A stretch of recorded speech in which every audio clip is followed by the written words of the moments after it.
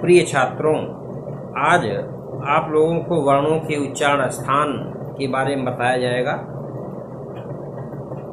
कि कहा कि अकुह विसर्जनीया नाम कंठः अश्च कुश्च हश्च विसर्जनीयश्च इति अकुह विसर्जनीयाः तेषाम् अकुह विसर्जनीया नाम कंठः।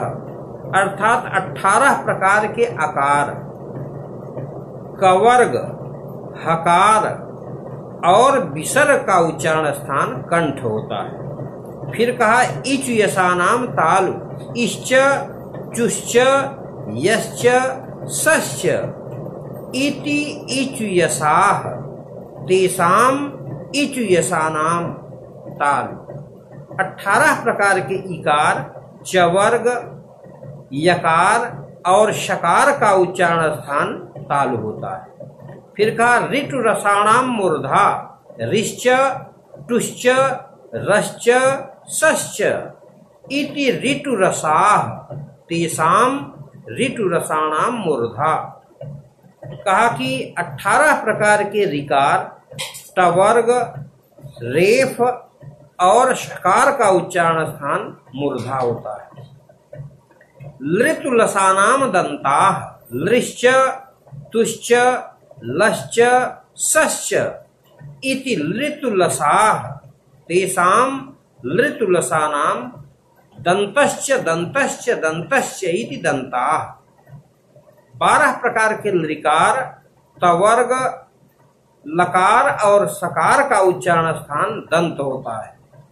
उपुपधमानीया नाम ओष्ठौ पुश्च पुश्च उपधमानीयश्च इति उपुपधमानीयाः तेषाम उपुपधमानीया नाम ओष्ठश्च ओष्ठश्च इति ओष्ठौ। अर्थात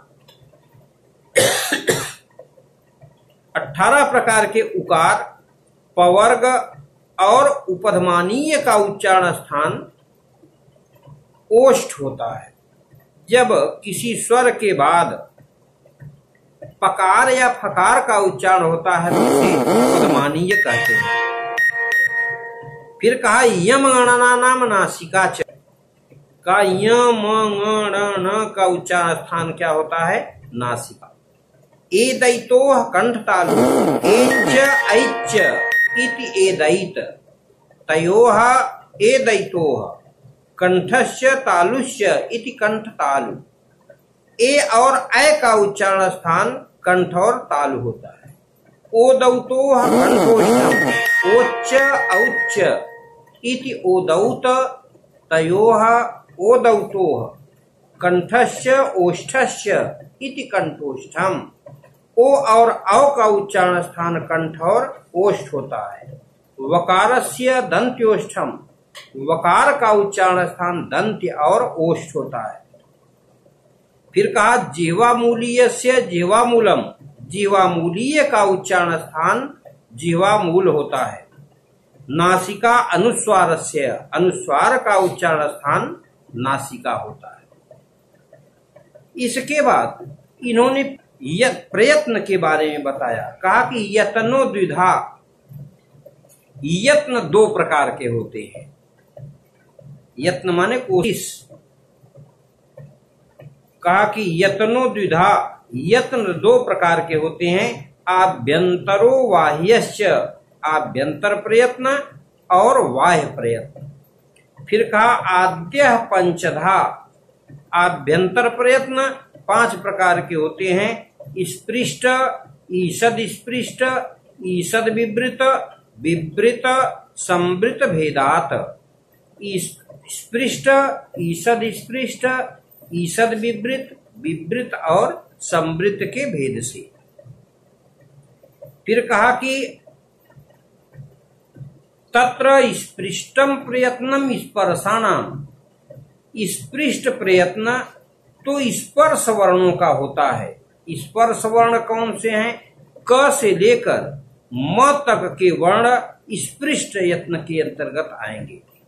का ईषद स्पृष्टम अंतस्थानाम का ईषद स्पृष्ट वर्ण तो अंतस्थ वर्णों का होता है य व र ल।